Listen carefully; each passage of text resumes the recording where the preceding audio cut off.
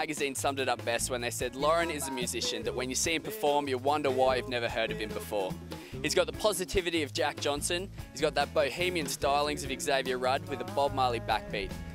Okay, so what drew you to your African reggae style folk music?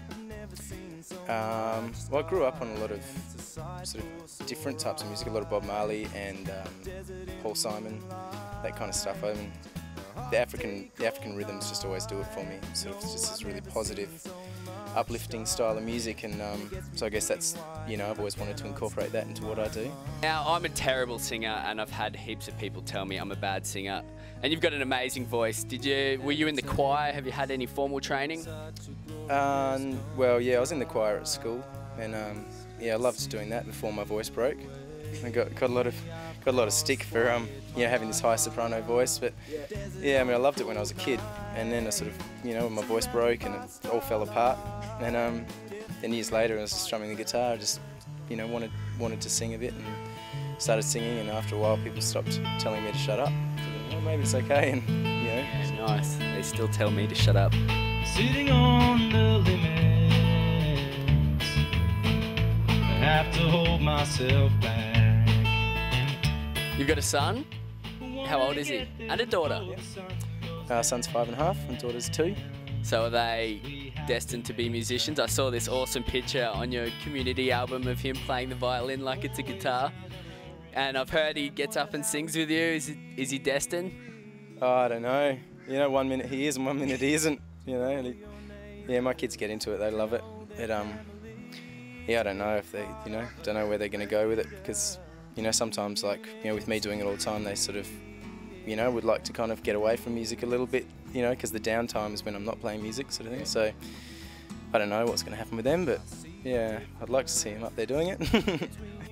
Did you have any choice about music? No, I don't really think I did. No, my brother dragged me into his home studio when I was about 10, and it was a love song. I was kind of listening when you were 10? Yeah, I don't know where it came from. I was listening to a lot of Richie Valens and that sort of stuff at the time, singing, like, you know, Donna and those kind of songs. So yeah, it was just a plagiaristic love tune, basically. When you were 10? Yeah. Do you ever have resentment for those pop idols, not mentioning any names, like Shannon Knoll, that, you know, get thrown into the spotlight when there's so much talent out there in Australia? No, not at all, really. I feel sorry for them. It's pretty hard to be thrown in the deep end. Like, the more I go along the path I'm going on, the more I'm sort of happy that it's a slow, gradual process, and you know, as I get a little bit better, then things tend to get better for me. What was the first album you ever bought? It was called Shooting Rubber Bands at the Stars by Eddie Brickell and the New Bohemians. That's the one. Yeah. Wow, where did you pick that from? Don't know, she came out with that song, What I Am Is What I Am, and I just absolutely loved it, so that was the first thing I did, went out and bought the record, you know, and that was cool. It's a good one, I still got it, love it. Alright, great, thanks a lot, Loren. If you want to find any more details about where Loren's playing or where he's travelling, or just some general information, check out our website and you'll find a link there. Thanks a lot.